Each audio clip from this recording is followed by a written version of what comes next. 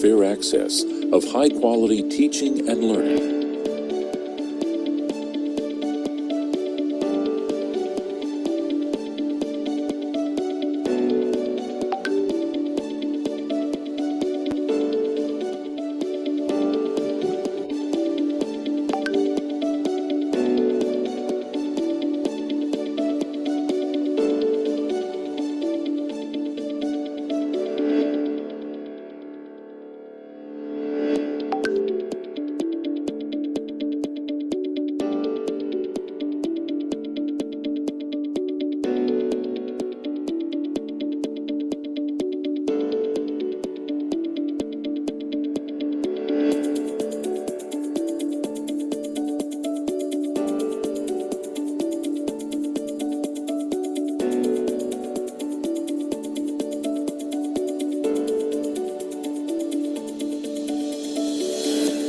Part of global educational institution, Universitas Indonesia invites students from all over the world. A value of learning how to convey and to accept knowledge with global society, despite different language and cultural background. In the process to be an open knowledge community, Universitas Indonesia is committed to provide learning opportunities to talented students from all over the world through its extensive scholarship program for more than 500 students each year. Excellences of the university's researchers has been proven by research products which benefits development of science, public welfare, technological, industrial achievement, and engineering, as well as government policies in social, economical, political, and cultural sectors.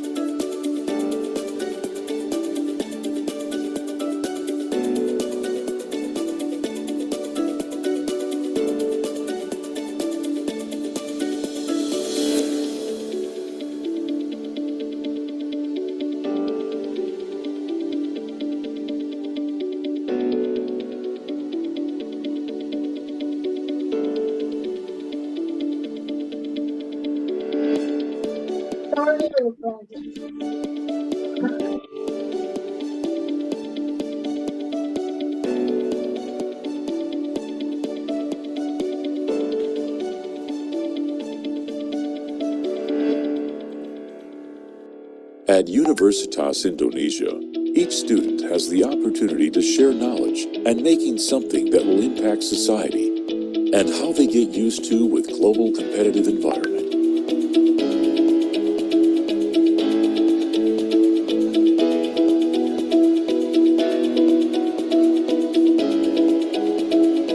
To become virtuous and globally competitive graduates and prominent leaders in many respective fields.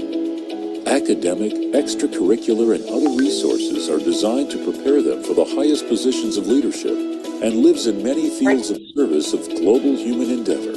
Also, how they learn to implementing knowledge as part of community service.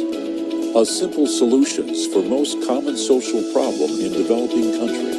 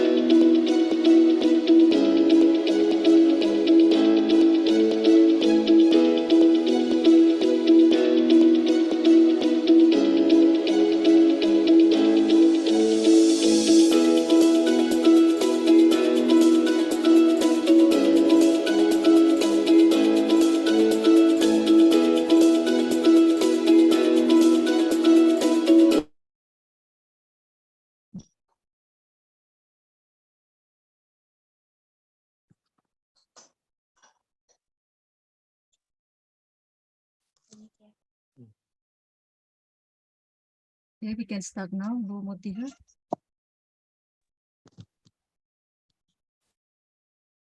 Mulai ya, Bu Desi? Ya, oke. Assalamualaikum warahmatullahi wabarakatuh. A very good evening to everyone here at Bincang Akademik held by Doctoral Program Accounting, PPIA Faculty of Economics and Business Universitas Indonesia. My name is Mutiha. I am one of the doctoral students, and I am very pleased to welcome all of you to this event today, Bincang Akademik with the topic of Artificial Intelligence in Auditing, Opportunities and Challenges. To ensure that the session today runs smoothly, there are some guidelines to follow. First, we expect participants to mute their microphone to avoid background noises during the session. You can also turn off your video to save the bandwidth. Second, if you have any questions during the presentation, please post them in the chat box and we will go through the questions during Q&A session. And the session is being recorded and currently being live streamed in YouTube. And now to begin our session today, I would like to call upon Ibu Desi Adaryani, PhD, as Head of Accounting Doctoral Program, Faculty of Economic and Business, Universitas Indonesia, to deliver the welcome speech. Ibu Desi, the screen is yours. Thank you. Okay, thank you, Ibu Mutiha. Good morning, good day, good afternoon, good night, for all participants wherever you are. I am Desi Adaryani, the head of the postgraduate program in accounting, Universitas Indonesia. First of all, let us say thank you to God, Allah Subhanahu wa Ta'ala, God the Almighty, who has given us the opportunity to gather here for the event Bincang Akademik PPIA. We have always routinely hold this academic talk with several international reputable speakers, so that our students and also public can get the knowledge, the hot topics for the research, and we hope that you can also enjoy the event. Also, thank you for Abigail Zhang, our speaker today, for willingness to share her knowledge in artificial intelligence, especially in the audit work. And before we start with the main talks, please allow me maybe 2 or 3 minutes to let you know what is the PPIA, Postgraduate Program in Accounting, through these slides. Please wait a minute. I will just try to share the slides. Okay, yeah. In Indonesia, we say tak kenal maka tak sayang. So if you don't know us, then you will not. Okay, you will not know very well what is PPIA or postgraduate program in accounting. So basically, we combine our program with accounting knowledge and research skill and also contribution to science. So that's why you can see that we have courses and also independent research, thesis and dissertation. We also equip the students with training and workshops, improving communication skills and also the other soft skills. And for our curriculum, we have the master program and also doctoral program. Ibu Mutiha, our moderator, is one of our doctoral students. In our master program, you can see that we have the not only the issues, but also the research in accounting management, accounting, financial accounting, audit, and so on. And we also have the, what is that? Yeah. And also we have the electives that the students can take, whether they want to focus in governance, sustainability accounting, public sector, accounting information systems, such as the topic today, about the artificial intelligence and its intersection with accounting and auditing. And for doctoral program, we also have the doctoral seminars. Again, we combine between the knowledge and research, either in management accounting, financial accounting, and also we have the electives, for the governance and also information system auditing and so on. And for the publication requirement, I think you've already been familiar with the requirements from our ministry, that either in magister or doctoral program, we require that we can publish, but please do not think for the publication only, but also to share our knowledge to the national and global audience. And also we have the some activities, training, workshops, and also the general lectures, including the session today, with FEB, and also research sharing, symposium, colloquium, and also workshops. All of them are to support and develop the knowledge of our students, lecturers in research and accounting knowledge. And we also have this is the regular activities. We also have the accounting forum, accounting research forum, and then econometry consultation for those who take the quantitative study or quantitative research. And we also have the writing body and publication clinics run weekly to support the publication requirements. And we also have the resources from the computer lab, library, and we hope that this can be adequate to equip the students with all research sources needed.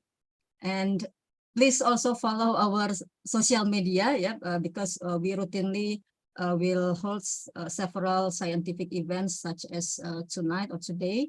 We have the YouTube, Facebook, Instagram, and also the LinkedIn. Please connect with us, PPIA, FEB. And also for those of you who are interested to join with us, we will soon open the admission for master program. For doctoral program, we will open the admission next year.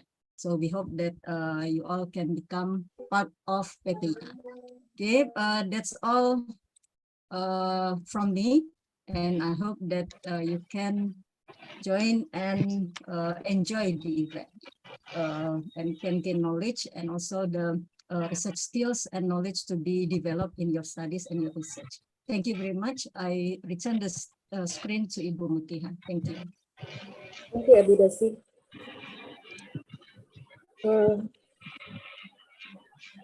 Okay, well, now moving on to the next part, the main session. But first of all, I would like to introduce our speaker today, Chenyuan Abigail Zhang. Abigail is the visiting assistant professor in Rutgers Business School, Department of Accounting and Information System, New Jersey, USA.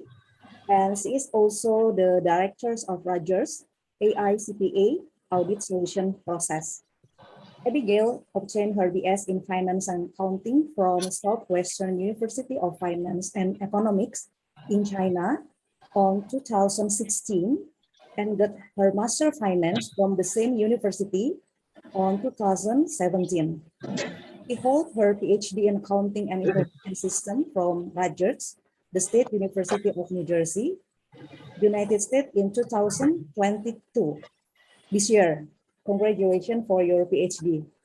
Her research interest area are auditing, disclosure, data analytics, artificial intelligence, and also machine learning. Abigail has published a number of research papers in top journals, and let me read some of them. The first one is Smart Audit, the Digital Transformation of Audit, published in European Court of Auditors Journal in 2020. The second one is Exploring the Use of Robotic Process Automation in Substantive Audit Procedures, a case study published in the CPA Journal on 2019. And then the third is Examining Automation in Audit, International Federation of Accountants Global Knowledge Gateway on 2019. There are several forthcoming articles waiting to be published also this year on top journals, like I have read something like International Journal of Accounting Information System, Accounting Horizons, Issues of Accounting Education, Journal of Emerging Technology and Accounting. And I believe we have very competent speaker for today's topics, artificial intelligence in auditing, opportunities and challenges. Without further ado, I would like to call upon our speaker to present the material. Abigail, next 25 minutes is yours. Thank you. Okay, thank you so much, Mutiha and Desi, for inviting me. It's my great pleasure to be here and share what I know in this field. So a little bit more about myself and my institution. Rutgers University is ranked #1 in terms of accounting information system subject. So it's great that I can broadcast what we are doing here so that we can facilitate sharing of knowledge. So today, the topic of my speech will be about artificial intelligence applied in auditing. And we are going to talk about what are the research opportunities and also the challenges of artificial intelligence in this domain. So this presentation is not focused on particularly one research paper or my paper. It's in general an overview of what's happening in the field. And then I look forward to your comments and discussions. So before we open today's discussion, we have to first define what is artificial intelligence. So artificial intelligence was actually an old term coined in the 1950s, even though now we see this popularity of AI. So generally speaking, AI is just a discipline with the goal of creating intelligent machines as opposed to our human intelligence. So it's a very broad definition. So as I said, AI has been the term has been coined in the 1950s, but now it gained popularity. This is mainly because our computation power and storage has been largely improved, which can facilitate the computational requirement to achieve artificial intelligence. And also in today's digital environment, we have availability of big data. For example, the data from social media or surveillance videos and news articles, so on and so forth. And also because now the AI algorithms, especially the machine learning algorithms, have been advanced so much that we can just better apply these technologies. Since artificial intelligence is a very broad definition, now when we talk about AI, we actually are referring to these narrow domain AI technologies. That is to say, we are referring to these technologies that can achieve certain kind of capabilities. So for example, a major subset of AI is called machine learning. So machine learning is basically a set of computational methods that can identify hidden patterns from the data and make predictions. So if you think of human, machine learning actually maps to our ability to recognize patterns, right? For example, if I see Desi from pictures, then I can recognize her here in this conference. So we have this ability to learn from past information and recognize patterns in new scenarios. The second type of narrow AI technology is the natural language processing or generation. So this basically refers to technologies that can process textual information. For example, I think you have heard about the Amazon's Alexa, right? So that's a natural language generation and processing tool where you can interact with a machine using your natural language. So if you think of a human, then this natural language processing maps to humans' ability to speak or to understand languages. And the third type of narrow AI technology is called computer vision. So this basically means the technology that can process images or videos. So now we have image recognition. For example, we can identify objects from pictures, for example, dogs versus cats. And this kind of AI technology maps to humans' ability to see things or to and also to identify patterns from these visual cues. And lastly, another major domain of narrow AI technology is in this automation space. So currently we are seeing a surge of robotic process automation that can reduce or automate routine white-collar tasks. And some of them use very sophisticated AI functions, for example, processing invoices that are in PDF formats. So these are the common narrow AI technologies that we usually refer to nowadays, instead of having a very generic definition of AI. So now, why are we talking about applying AI in auditing, or more broadly, assurance services. So I have some reasons here. So first, these AI technologies can help auditors process relevant big data to generate audit evidence. So for example, later I will show some applications where social media, for example, tweets can be utilized to perform analytical procedures for auditing. And also, as I will show you later, some satellite images can be utilized to perform assurance around carbon emission in the ESG assurance domain. So this is the first reason that I think why do we need AI in assurance or auditing?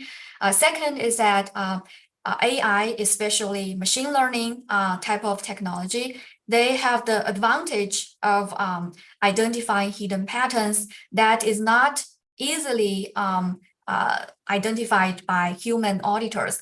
For example, when auditors are assessing the risk of fraud or risk of material misstatement, some AI technologies are able to analyze large like amount of data and also a long history of data to identify some fraud cues or some patterns that can direct auditors to identify these risks.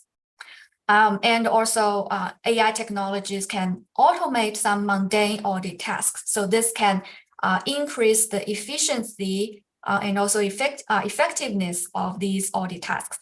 So when we talk about robotic process automation, this is the major reason why auditors are considering using these tools.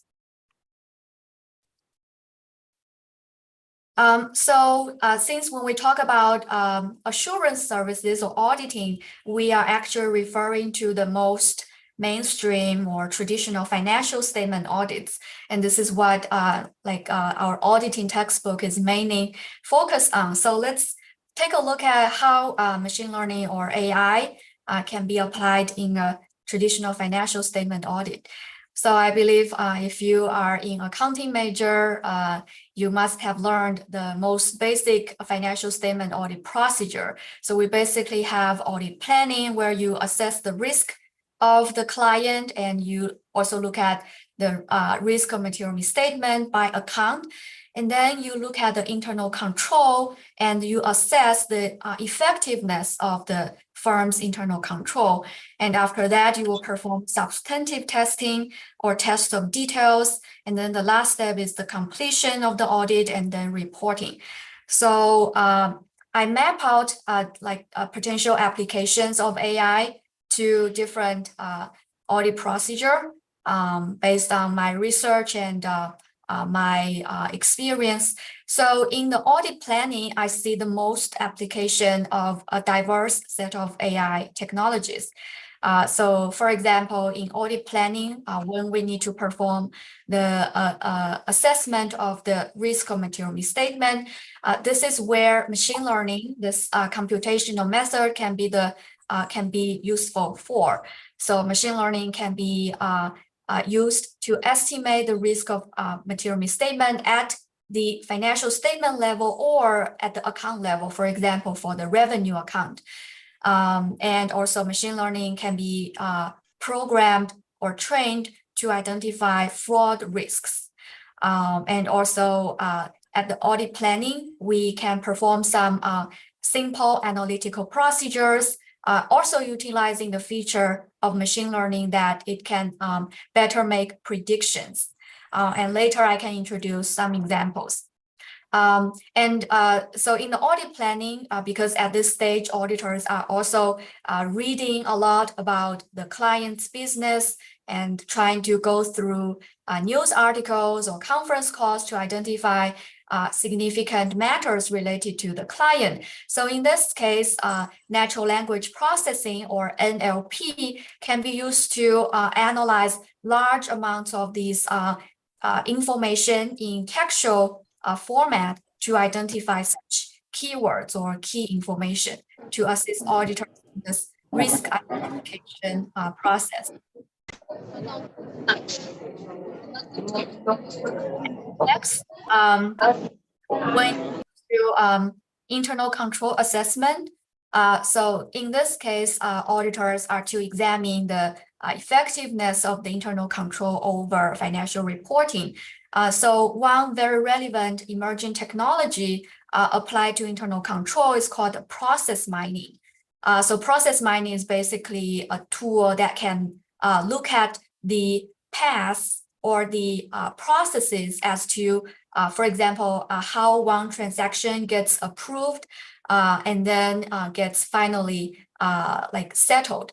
But process mining itself is not considered as AI, but we can combine process mining with machine learning to better predict what are the outlier paths or what are the outlier transactions so that the auditors can focus their attention on those high-risk items. And furthermore, in internal control assessment, we have many tasks, such as three-way matches, right? We want to match if the invoice number matches with the payment number and also the shipping number. So in this case, it's usually very repetitive and mundane. So in that case, robotic process automation or RPA can be used to facilitate such process. And similarly, in the substantive testing, RPA can also be used to reduce such mundane test of details. And in the substantive testing, auditors are also required to perform substantive analytical procedures. And in this stage, machine learning can be used to establish an estimate of certain account balance so that auditors can better perform these substantive analytical procedures. And finally, when the audit is concluded, the machine learning can be used to perform the final set of analytical procedures. And there are certain items required by the auditing standards. For example, auditing of the accounting estimates, right? For example, the allowances for bad debts or other judgmental or other estimates that require auditors or managers subjective evaluation. So in those cases, machine learning can also be very helpful. And I will show you one example later.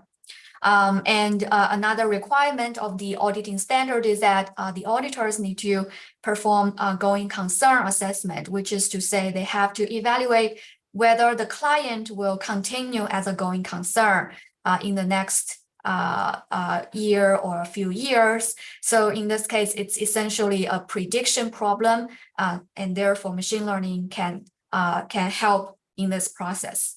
And also in the completion process, there is also some mundane documentation tasks. So those tasks can also be facilitated by a robotic process automation.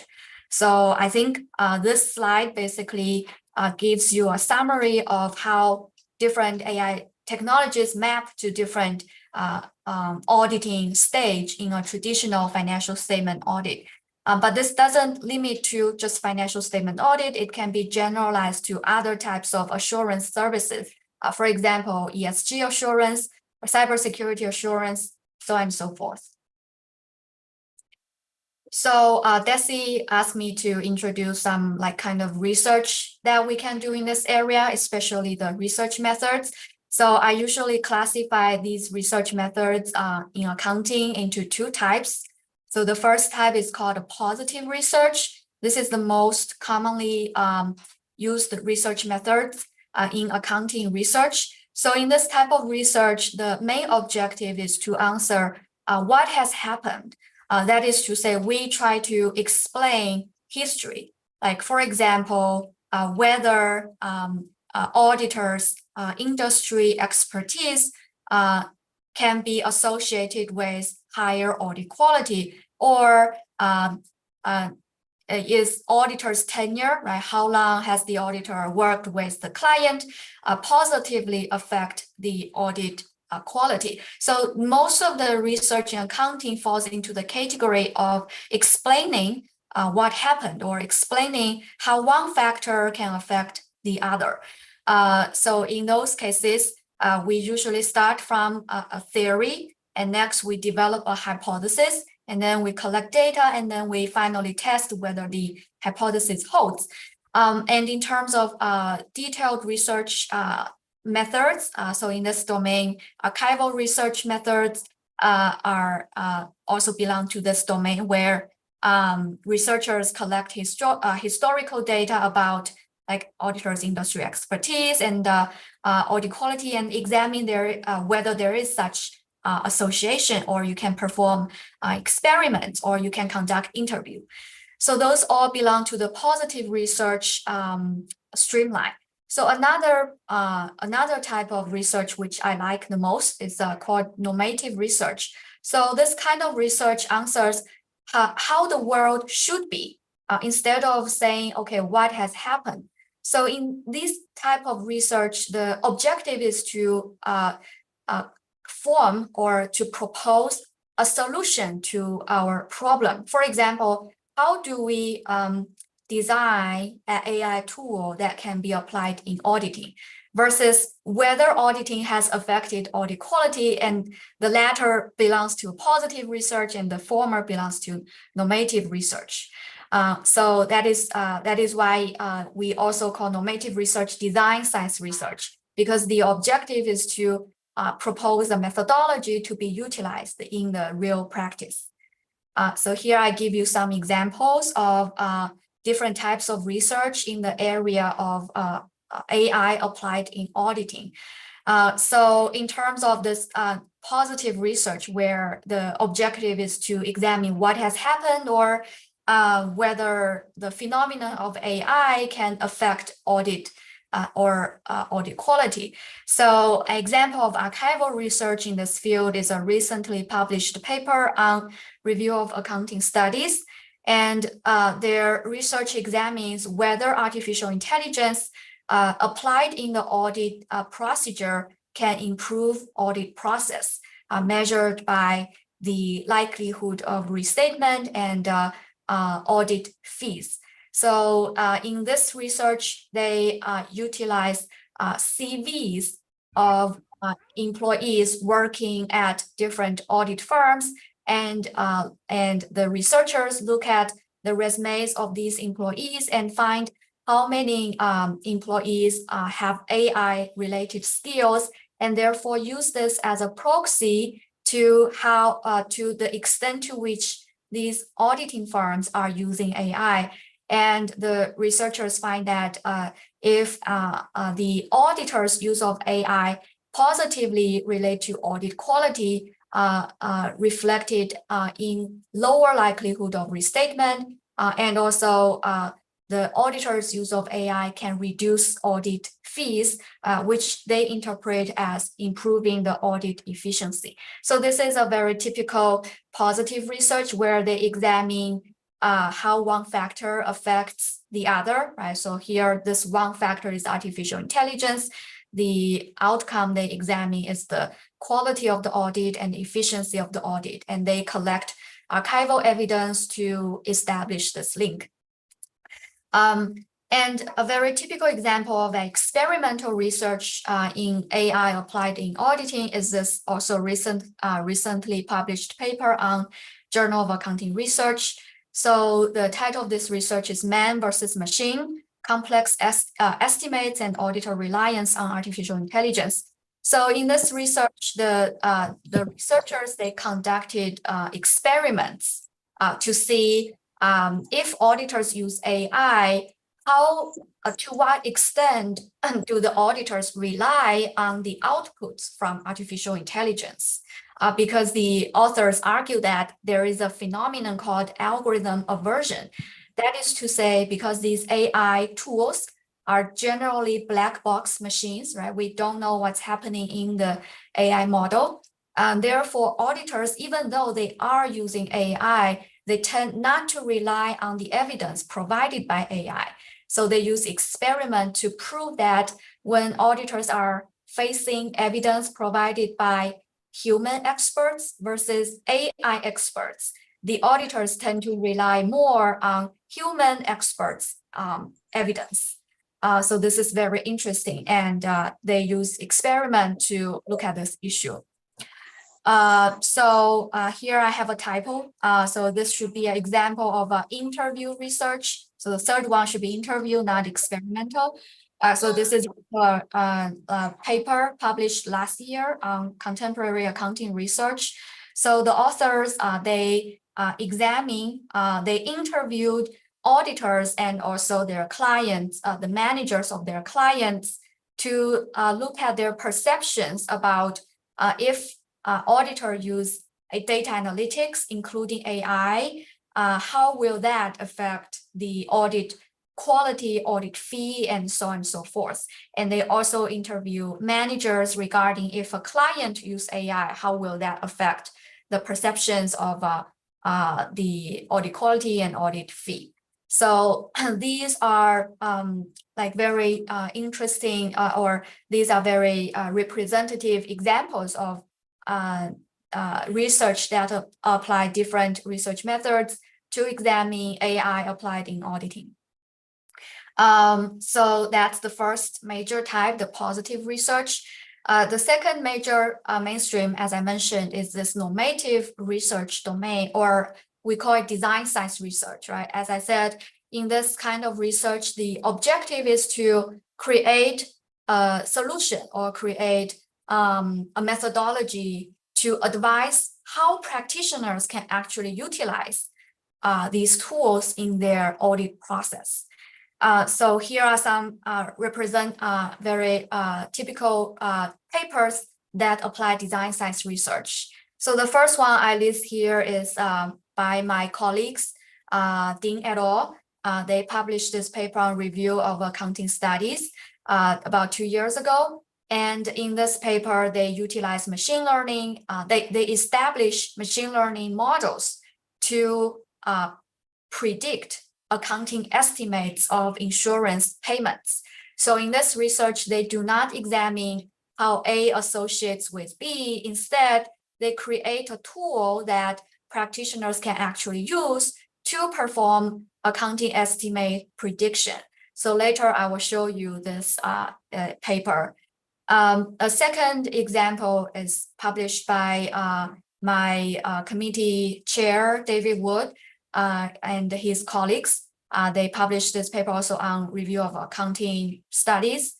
So in this research, they develop a methodology that is using drones coupled with image recognition to conduct inventory inspection in the auditing process. So they basically design this methodology and show that this methodology is effective in the setting that they are examining.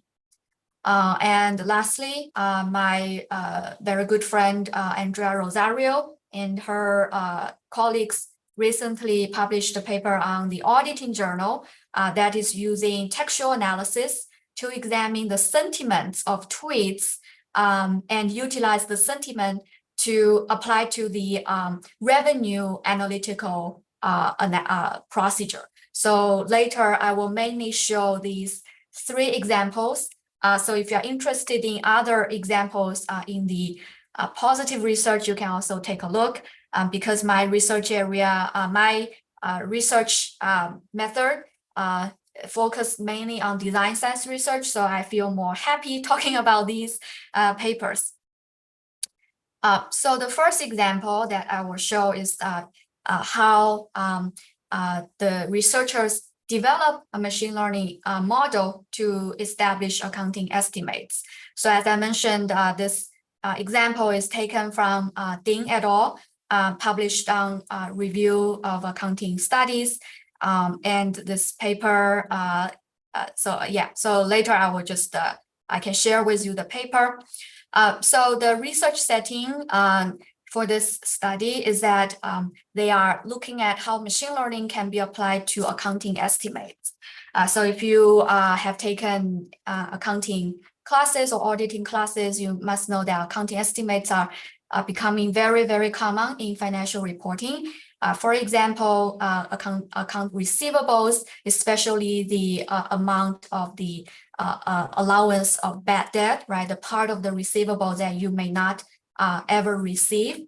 And also in insurance industry, there's a type called insurance loss reserves. revenue from contracts and pension warranty expenses. So these are basically estimates that managers have to formulate based on their experience or their judgments to say, for example, what's the portion of the accounts receivables that will never be received, right? So maybe based on their experience, it can be 10%, or based on their understanding of the customer, they may have other kind of estimations. So in their research, they look at a very specific setting, that is the insurance claims loss estimation. So this is a very good setting to study like machine learning applied to the estimates. This is because I will show you later like why machine learning is very good to examine this question. But basically, this is how the insurance claims loss works. So I don't know how familiar are you with insurance, but let's say if I want to buy myself an insurance coverage, let's say my coverage is for this entire 2022. So I have to pay the insurer a premium before the coverage starts, right? That is to say the insurer will receive that policy premium or the revenue at the beginning of the coverage period. Oh, sorry. But at that time, I have not, for example, the actual hospital visits have not happened, right? So that is to say the insurers, they have to make a guess about how much money will Abby spend for her hospital visits, right? So that we can cover that part up. So then the insurers need to estimate the total claims that may be filed by me as a customer. But this part, because it's not, because those are purely estimates, right? Nothing has happened yet. So this part is very judgmental. It's purely an estimate. So this is the section, the estimates that the researchers are trying to use machine learning to improve. So in this particular insurance setting, let's say after a year, we know that what Abby actually paid, or what Abby actually, how many times Abby actually visited the hospital, then the insurance company can update the actual claims to replace this. So that is to say we will have a set of estimates as well as the real outcome. This is very important for machine learning model training because for any machine learning model, especially supervised learning model to work, which is a type of machine learning, you need to have a set of real outcomes, and then you train your model based on these outcomes, and then you make your predictions. So this is a screenshot taken from their paper. So this is a little bit, this contains a lot of information, but I will just direct your attention to one example here. So the first table shows an example of the estimates made by the managers. For example, in 2007, they make an estimate of the claims that are to be filed by the customers in this year, and which this estimate is 24,000. And when it comes to next year, when we know the real outcome, they have to adjust this by, for example, increasing this amount by 108. So this is the estimate table. And the second table is the actual accumulated paid loss. So this is to say this table shows the actual amount of money that the insurers pay. So for example, after many years, they look back in history and say, okay, actually in 2007, we only paid 21,000. So you don't have to understand the details. If you want to know more about this, you can refer to their paper. But the concept is just that in this research setting, the researchers can get a list of the estimates made by the managers and also the real outcome. So this can make it easier for them to establish machine learning models. So when they establish machine learning models, the researchers tried different algorithms. So in machine learning, we say that machine learning has different algorithms or different computational method. And actually the logistic regression is, which you might be familiar with, is a type of machine learning algorithm, but there are more that utilize. Coba ya di-scan. Okay, so in this machine learning process, we have to utilize some predictors. So give you an example of the predictor, right? So let's say in daily life, you want to predict, let's say how, if I go to a bank, right? And if I apply for a loan, whether or not I can get approval of the loan. So the bank is gonna look at my profile, right? For example, my age, my gender, my income, my job. So these are the factors that they have to consider to see, okay, if they need to give Abby loan approval, right? So these features that the bank looks at in this setting, the features that the machine learning utilize are called predictors, okay? So in the setting, the predictors are any factors that are relevant to the setting, which the researchers can find. For example, line payment, inflation. If you want to know details, you can refer to their paper. And the outcome they are predicting is just the actual loss or the actual costs of the insurer. So then they establish this model, and then they compare the accuracy of the manager's estimates versus the machine learning's prediction. And then they evaluate the accuracy by using this MAE, which stands for mean absolute error, and RMSE, which is the root square mean square error. So here you don't need to understand the details, but the rule is that the lower the number, the better the performance. So here we see that, so this is comparing machine learning model versus managers. And we see this reduced MAE, reduced absolute error, which means the machine learning outperforms the human. And they also perform another test where they combine machine learning and managers' estimates, and they find that actual machine learning is even better than combining machine learning with managers' estimates. So as I said, yes. So sorry, the time will be 10 more minutes. Thank you. Sure, thank you. So basically for this example, the takeaway is that machine learning can generate accounting estimates that can be useful for accountants and also for auditors. So why this is relevant to auditors, right? This is because when auditors, when they look at these accounting estimates, they have to establish their own evaluation or own estimate of the estimate. So if they have a machine learning tool, this can help them better establish their expectation.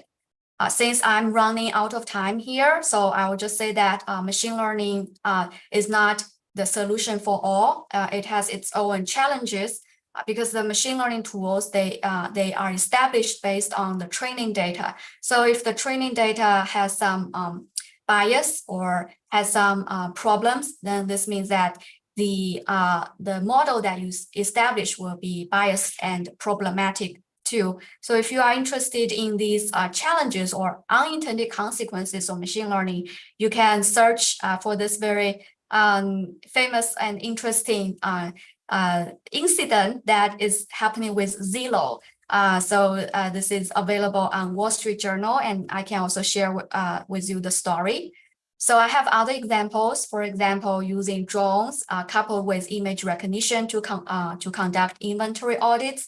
So the idea is that in inventory inspection, instead of having auditors to visit those, for example, in this case, counting the number of cattle, instead of going to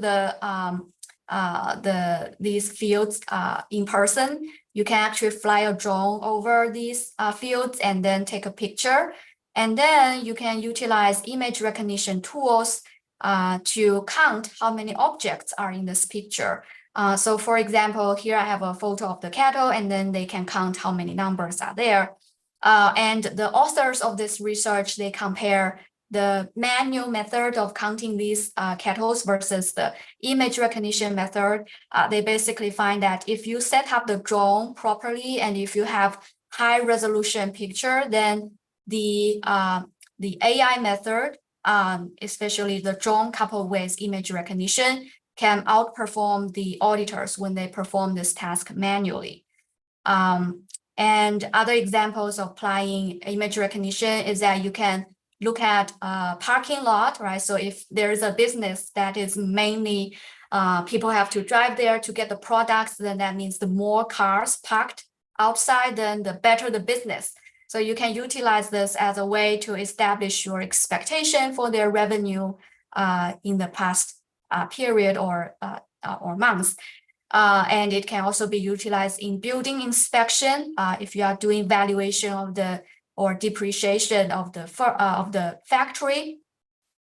So this is an example of utilizing natural language processing or textual analysis in auditing. So this is taken from Andrea Rosario's dissertation, where she utilizes the Twitter to look at the consumer's sentiment, especially she has a data set where there are variables that represent consumers' interest to buy, for example, whether they are interested to buy a new iPhone, and also their satisfaction, for example, whether they are happy about the product.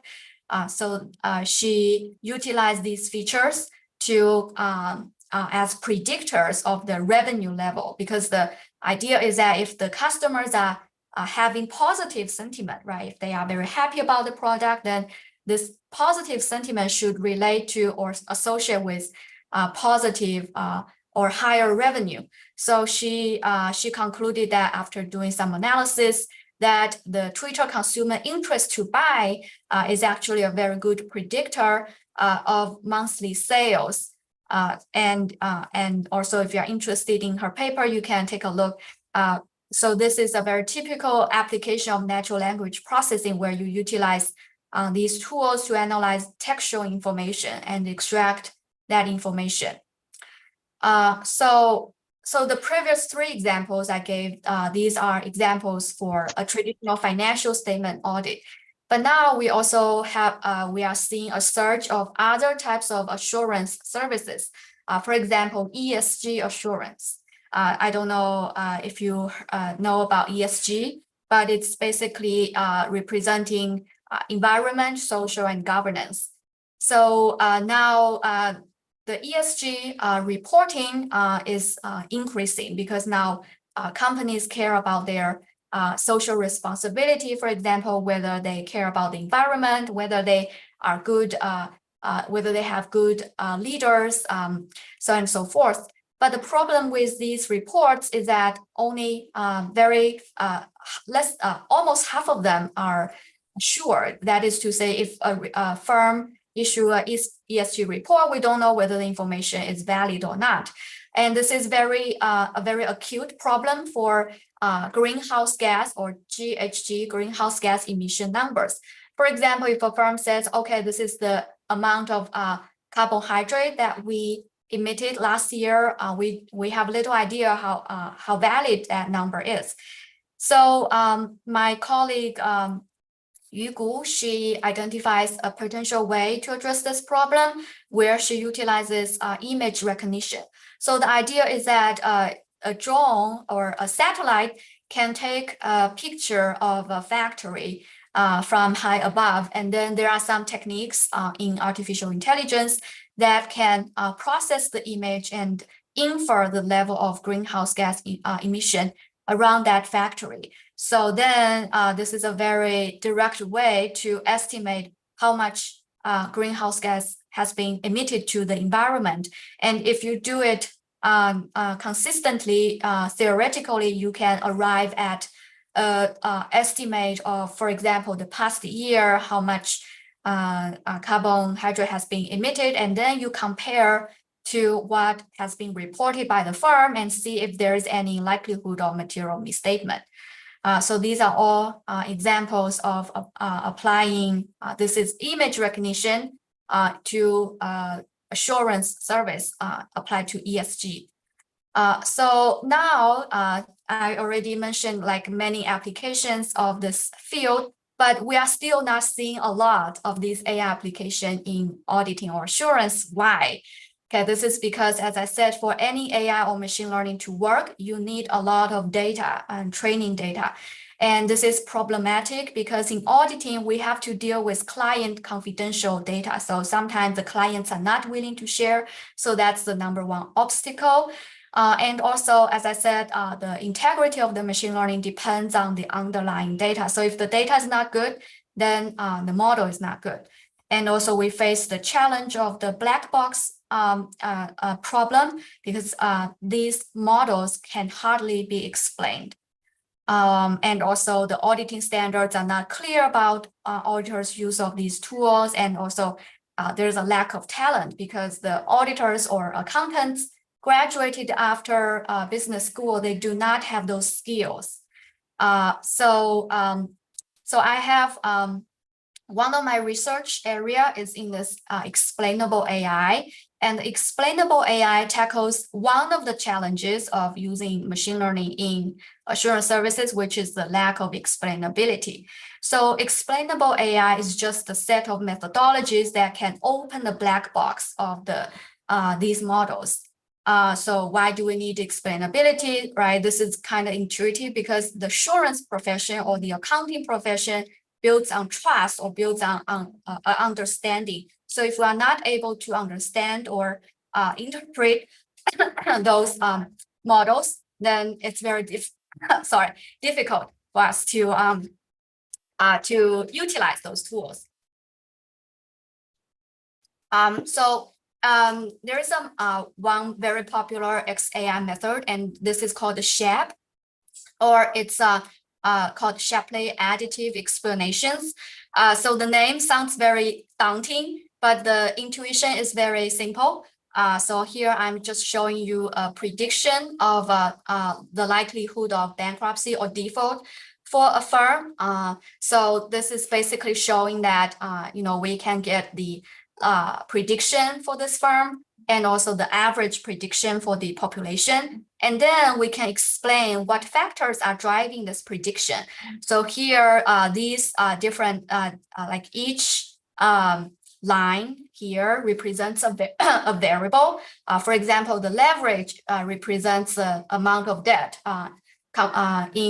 as a ratio of the total assets, so on and so forth. So here we can see that these features, they positively contribute to the likelihood of bankruptcy, whereas other features, they negatively contribute.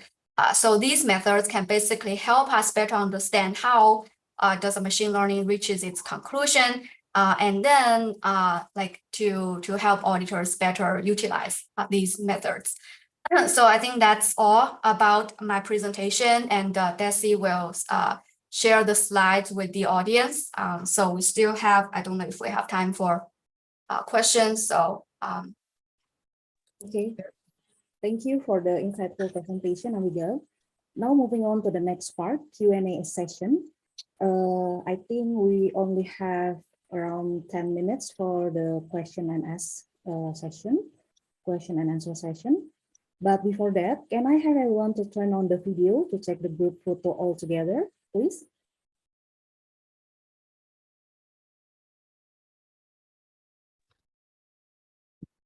Maybe I will ask Pak Heri to help with the photo session. Yes, Mas Okay. Heri. Yeah.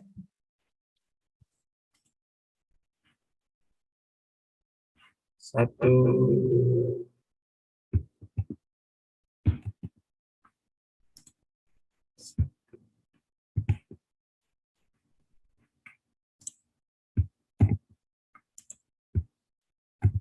So are there any questions? Okay. Okay, thank you. I see that in the chat box, there is one question, and also from Pak Fedi Amiraldo asking questions too. But first of all, we just check the question from the chat box. The first question comes from Nafisa Manama. As you mentioned before, if artificial intelligence can do and make it easier for auditors in the present and also in the future, in order to make it efficient and in time, and also high quality and meet the objective, Of course, it will save and reduce the number of auditors and make them an automated job that can be done by machine. Her question is, will the existence of auditors work will survive in the future? And what should auditors do to retain auditors' work in the future? That is the first question. Yeah, thank you, Nafisia. Yeah, it's a very good question. I got this question a lot. So based on my experience, I would say that the impact of AI on auditors, it depends on the level of auditors. So for AI, I think it will mostly affect the junior level or entry level auditors, because that level of audit work is the most mundane and the most basic that don't require a lot of professional judgment. So then for that kind of entry level auditors, then they will be impacted the most by these technologies. But to your point, will the profession go away? I don't think so. I think that the auditors will just have different types of work to do, because even if the AI can assist the auditors in risk assessment, the final judgment, I think, still depends on the auditor, because there are AI is not a silver bullet all. The auditor still play a major role in this and also auditors' work will shift. I think you will see a reduction of the traditional financial statement audit, because now, at least in the US, you have less public firms available. So you have less financial statement audit work to do. But instead, you will see that more auditors may transform to other types of assurance services like cybersecurity assurance or ESG assurance. So I would say people just move to different areas. But this profession will not go away, because we still need accountability. We need assurance for different types of information. So I hope this answers your question. Okay, thank you. Now move on to the next question from Muhammad Faris.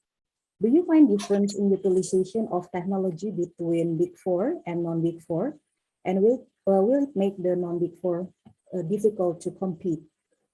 The question from Muhammad Faris. Yeah.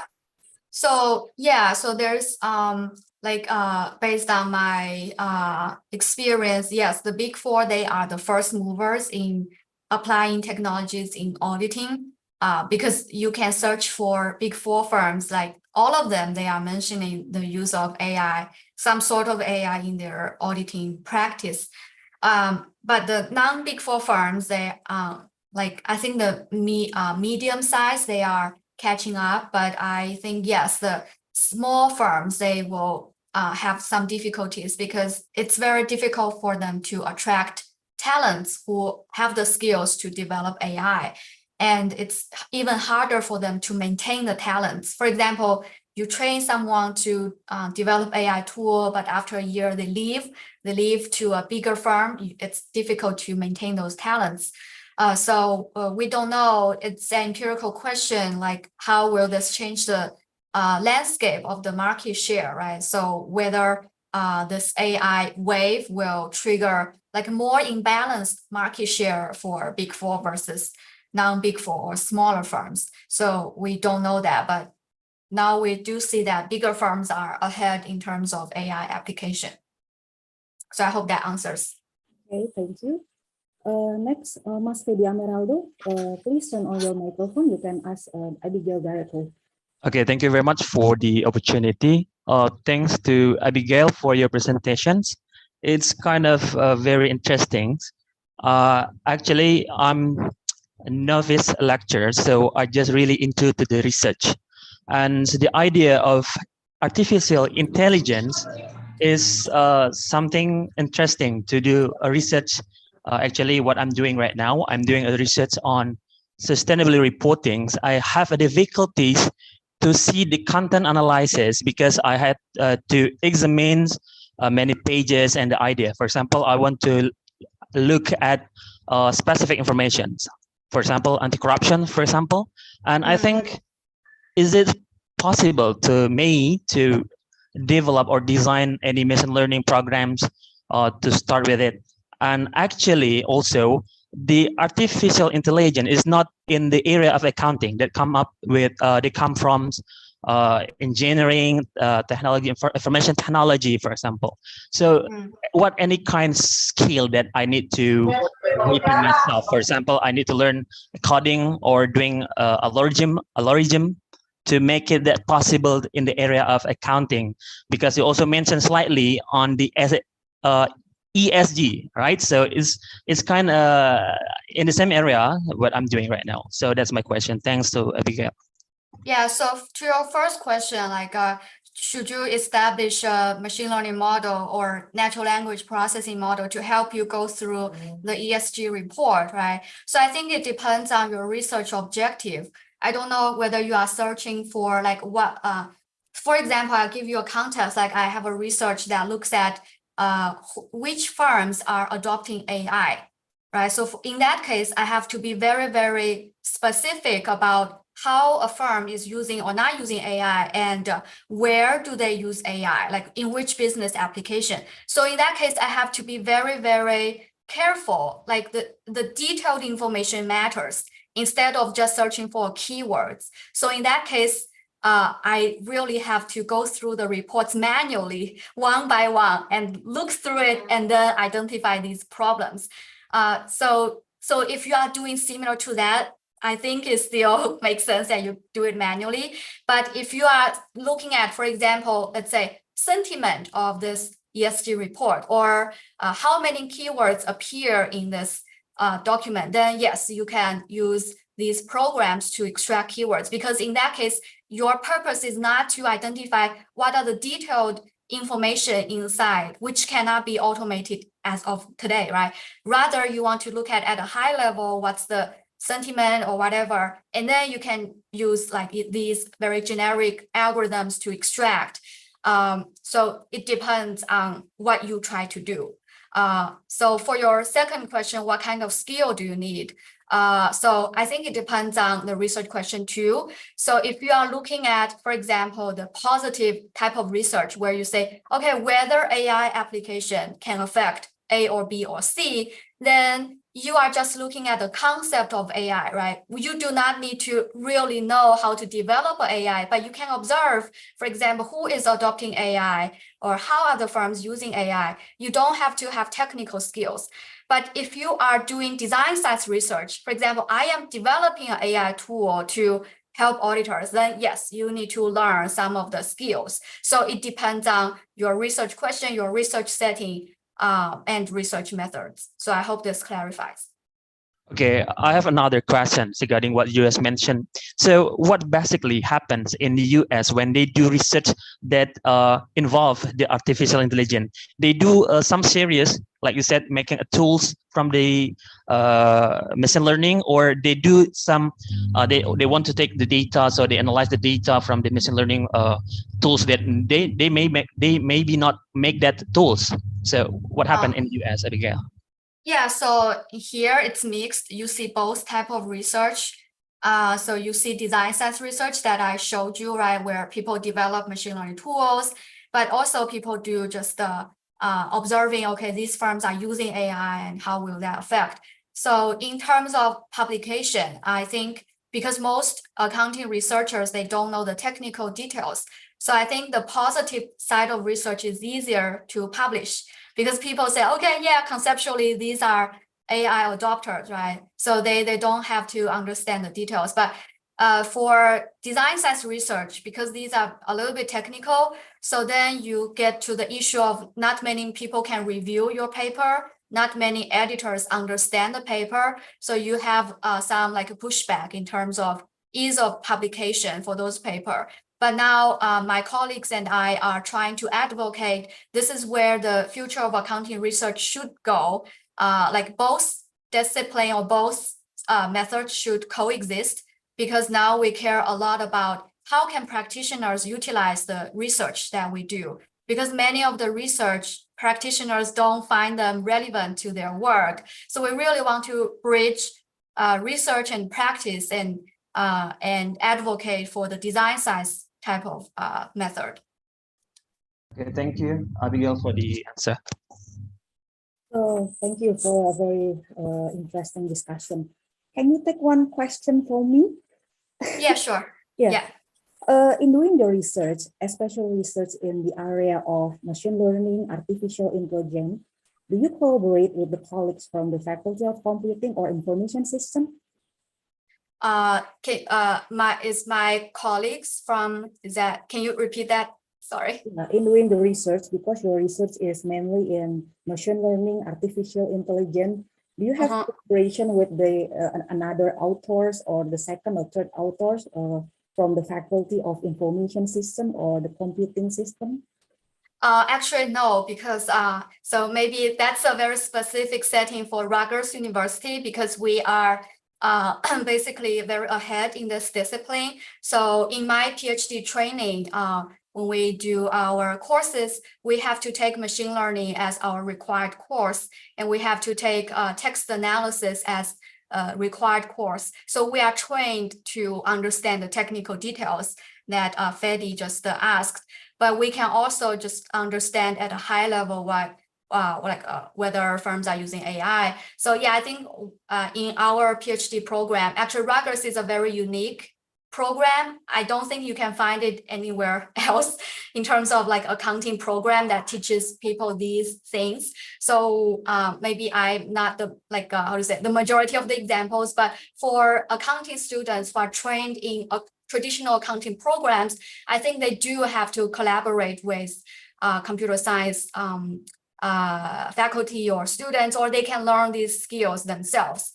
Like when I came in the PhD program, I didn't have programming skills. I learned everything through the program. It's mostly self-taught. So I believe if you have the ability to learn, to adapt, you can get any skill that you want to get. Yeah.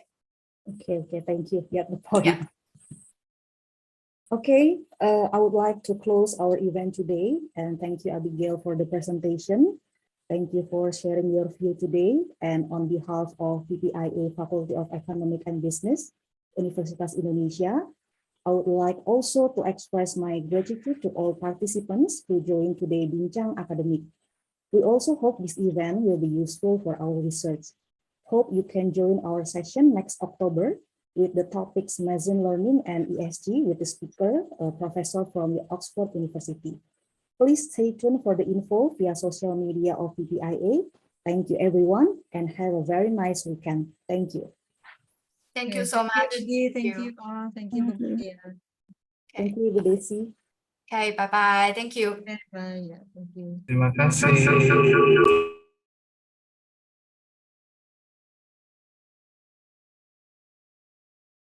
Okay, thank you all. Izin ya, pamit ya. Terima kasih. Thank you. Terima kasih.